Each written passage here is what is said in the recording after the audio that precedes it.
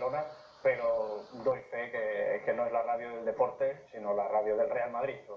Doy fe porque lo he vivido personalmente. Vamos a ver qué opina sobre ello nuestro cuarto invitado, que ya he escuchado por aquí, Raíssa Quim Molins, vicepresidente de Unfit Valent, más conocido como La Cimiteria, y presentador del Rastro, de nuestro programa, para desmontar los mitos y las mentiras del madridismo. Buenas noches. Buenas noches. Para empezar, primero dichoso tú que puedes almorzar tranquilamente, porque yo de tranquilo no puedo ir ni un momento por la mañana. En segundo lugar, en este magnífico decorado nuevo, con las vistas de Wembley 2011, o sea, me alegro que por fin te des cuenta que en un programa de una tertulia del Barça los madridistas no pintan absolutamente nada, ¿eh? Por fin te das cuenta. No cantes victoria. No. En una tertulia del Barça no pintan nada.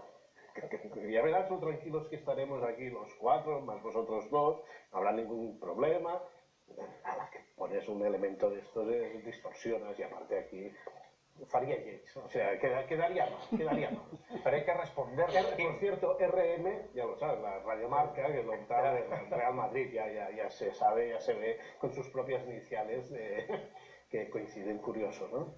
De todas maneras tenemos las tarjetas, igualmente, Sí, porque para mí no, tanto Soltan como tú especialmente son para son mí. bastante rebeldes. Ya Yo no estoy de acuerdo que con